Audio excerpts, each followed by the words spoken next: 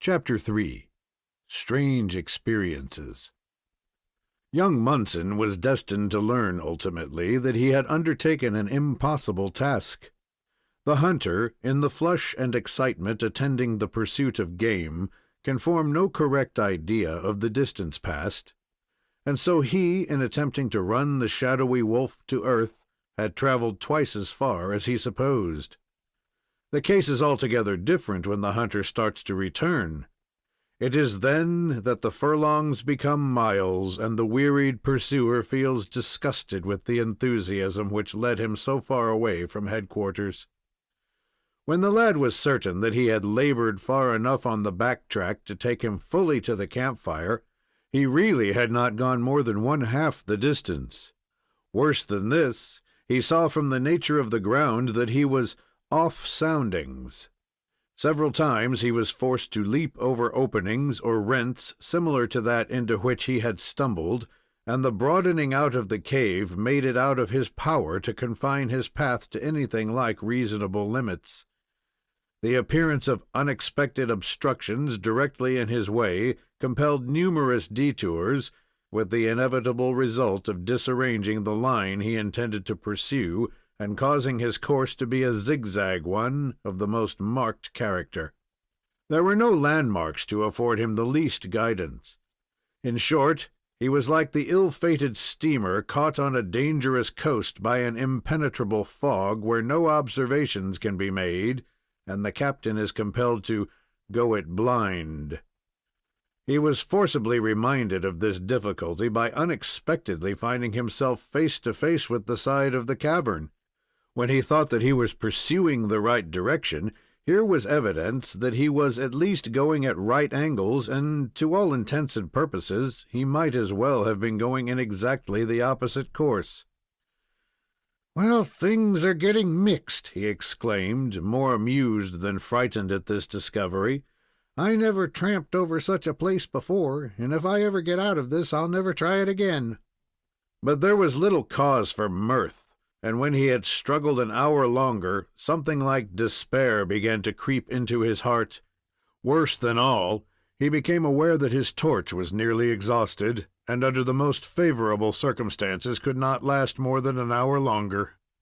While toiling in this manner, he had continued to signal to Mickey in his usual manner, but with no other result than that of awakening the same deafening din of echoes. By this time, he was utterly worn out. He had been traveling for hours, or rather working, for nearly every step was absolute labor, so precipitous was the ground and so frequent were his detours. He had accomplished nothing. When he expected to find himself in the immediate vicinity of the campfire, there were no signs of it, and the loudest shout he could make to his friend brought no reply.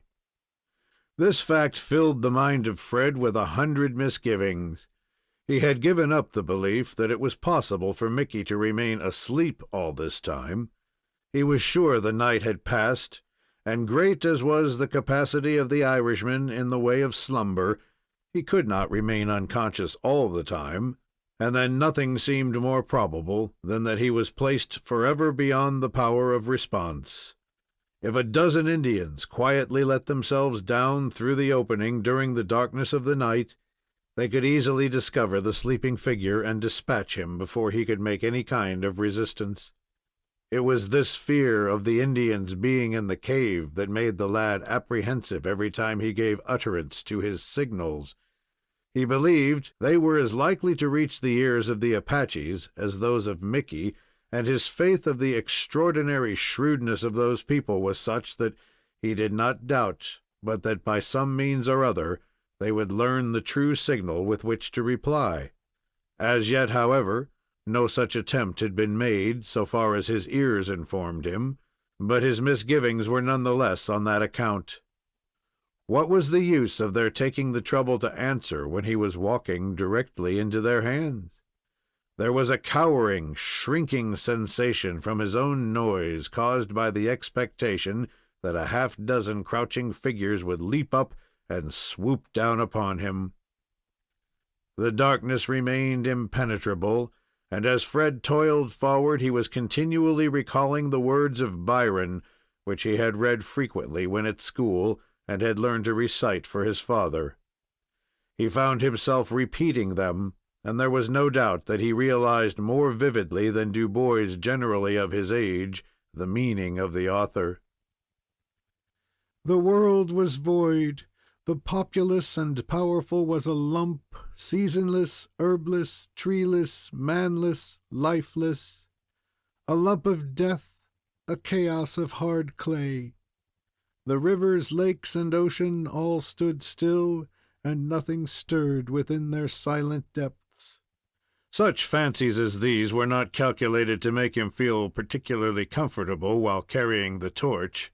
Such a person in such a situation makes an especially inviting target of himself, and although Fred dreaded to see it burn itself out when the chances were that he was likely to be in sore need of the same, yet he had wrought himself up to such a pitch that he more than once meditated extinguishing it altogether, with the purpose of putting himself on an equality with those of his enemies who might be prowling in the night around him.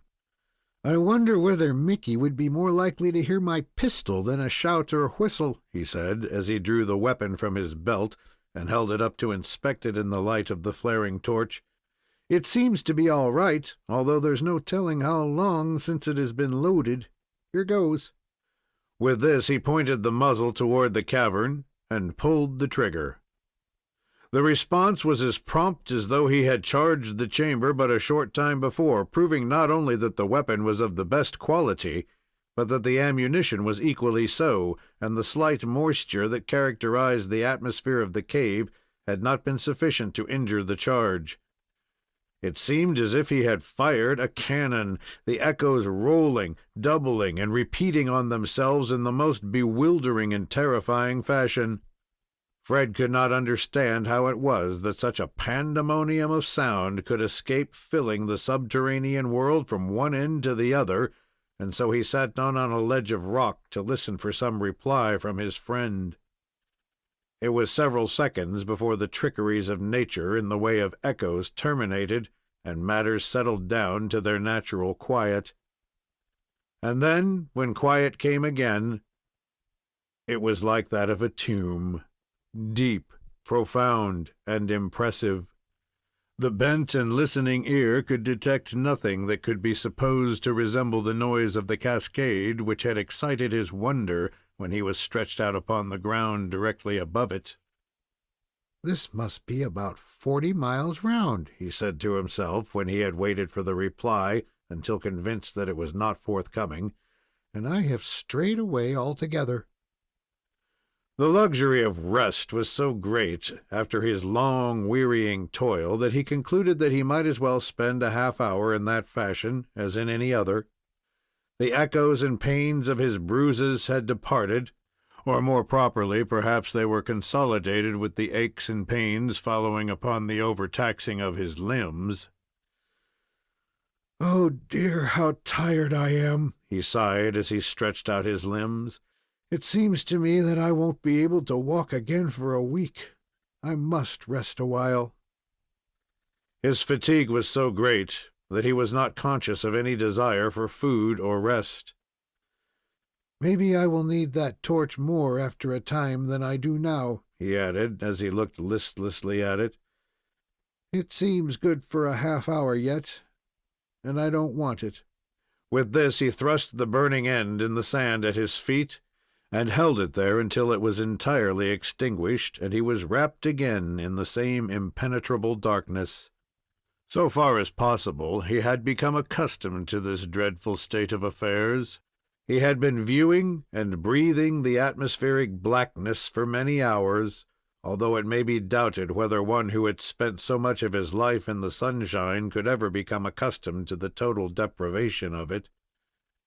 Fred had assumed an easy position where he could lay his head back, and straightening out his legs, he made up his mind to enjoy the rest which he needed so badly. When a lad is thoroughly and completely tired, it is difficult for him to think of anything else, and although while walking the fugitive was tormented by all manner of wild fancies and fears, Yet when his efforts ceased, something like a reaction followed, and he sighed for rest, content to wait until he should be forced to face the difficulties again. When he closed his eyes, all sorts of lights danced before him, and strange, indescribable noises filled the air. It seemed that impish figures were frolicking all around, sometimes grinning in his face, and then scurrying away through the aisles of the gloom. At last he slept. The slumber was sweet and dreamless, carrying him through the entire night, and affording him the very rest and refreshment which he so sorely needed. This sleep was nearly completed when Fred was aroused by some animal licking his face. He arose with a start of exclamation and terror, and the animal growled and darted back several feet.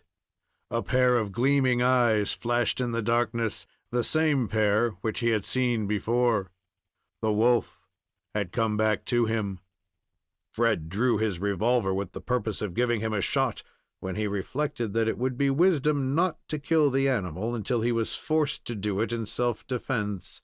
So he shoved the weapon back in its place, where it could be seized at a moment's warning, and sat still. In a few moments, the wolf ventured softly up to him, and preparing to begin his feast. The boy, yielding to a strange whim, threw out his arms and made a grab at him.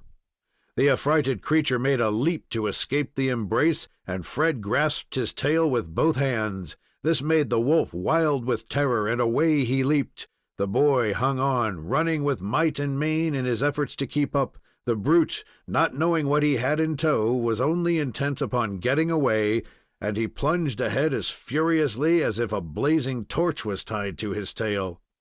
Fred was fully imbued with the spirit of the occasion, and resolved not to part company with his guide unless the caudal appendage should detach itself from its owner. The wolf was naturally much more fleet of foot, but his efforts of speed only increased that of the lad, who, still clinging to his support, labored with might and main. Away, away they went. Now he was down on his knees, then clambering up again, then banging against the rocks, still onward, until he found himself flat on his face, still holding to his support, while the wolf was clutching and clawing to get away. They were in such a narrow passageway that Fred could not rise. Unclasping one hand, he held on with the other while he worked along after him. For a long time this savage, scratching, struggling, and toiling continued, and then, all at once, Fred was dazzled by the overpowering flood of light. He had escaped from the cave in the mountain and was in the outside world again. End of Chapter 3. Read by Thomas Rose.